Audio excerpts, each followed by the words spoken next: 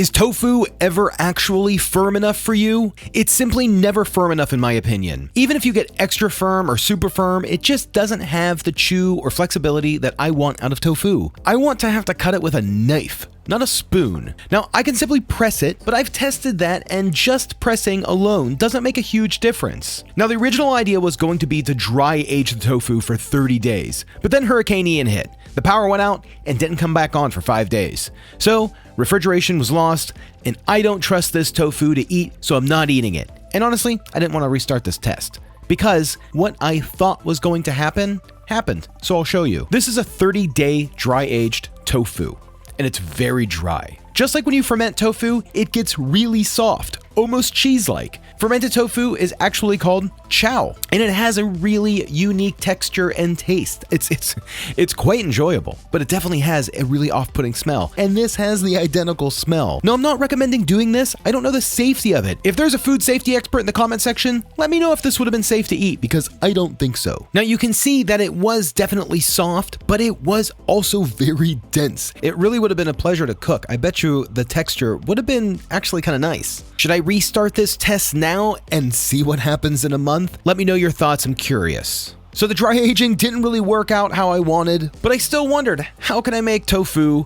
super dry, making it super ultra mega firm tofu? What if I combined a few techniques to see if we can get it mega firm? So here, we're going to test out 3 tofus. Our first is going to be simmered in salt water for 30 minutes and then placed in a tofu press in the refrigerator overnight.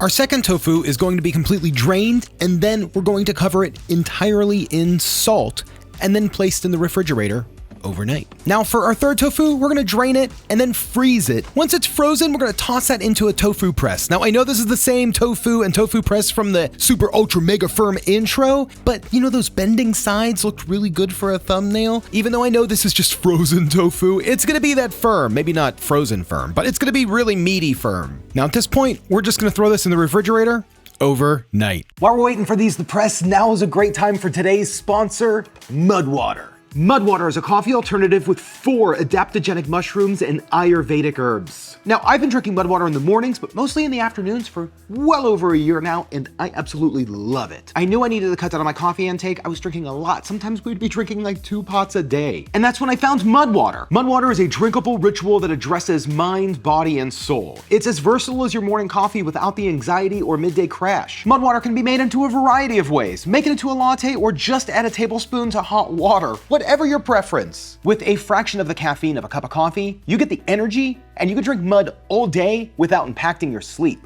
Mudwater kindly sent me their starter kit. The kit includes a 30-serving tin of mud, USB rechargeable frother, free sample of their vegan coconut creamer. Mud includes ingredients such as cacao, chai, lion's mane, chaga, and cordyceps, which offers a huge range of benefits including helping your mood, focus, physical performance, and your immune system. It's 100% USDA certified organic and non-GMO, gluten-free and plant-based, along with being Whole30 and kosher. And the tins are recyclable too. So gang, try Mudwater today and save 15% by clicking the link in the description below and using code Saucestache6. Mudwater, thanks for sponsoring today's video and always giving me my midday pick-me-up. I need it. I love this stuff. It's so good. Okay, so it's the next day and I wanted to start off with my saltwater pressed tofu. Now this one, the theory behind it was that you're gonna cook the tofu and the salt water was gonna help remove the excess moisture. Now that heat was gonna loosen up those proteins, and then when you pressed, you're gonna be able to create a super extra dense firm tofu. But I still wanna cook these and see. So now the salted tofu.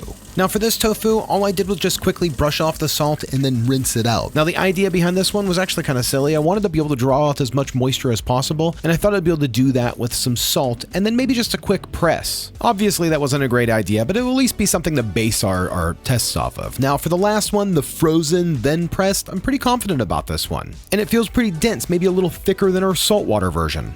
Now I did want to weigh all these and they all started around the same. Coming in first is the boiled then pressed with an almost 7-ounce loss. Second is the frozen then pressed with an almost 4-ounce loss. And the salted comically came in last with an almost 0.2-ounce loss of liquid. Now I cubed these all up, tossed them into a bowl, and then coated them with just a little bit of salt, pepper, and garlic powder. Now I'm going to treat these all the same. I'm going to fill a cast iron skillet with some sunflower oil, heat it up, then toss in your tofu cubes. Now I will say that the saltwater press pressed and the frozen pressed both cooked really well, but the salted on its own, really, that was kind of a mess. But when I started this whole project, this is what I was looking for. It's gonna be easy to cook on the outside, but also have a really nice dense texture on the inside. But before we talk about that one, let's talk about the frozen and pressed version. That one came out pretty good. Okay. That's really nice. The frozen creates like that texture, and then as it's being pressed, while it's thawing, is pushing out a lot of that moisture, creating a pretty dense tofu, but still not dense enough. It's not as dense as I want it. But the texture is nice on the inside. Now, I quickly just wanted to give the salted ones a try. Oh, well, but... So now for the salt boiled and then pressed. I'm really excited about these. I'd say it probably feels more like a firm block of cheese, maybe a little bit less firm. Wow. That's dense. Super chickeny, actually. So that really works. I think the big thing that happens is when you heat up the proteins in the tofu, they do get a little softer. And so it's gonna draw out some of that moisture. I mean, that's more like the texture of chicken than tofu is. So there it is. Saltwater boiled, then pressed is the super mega ultra firm tofu.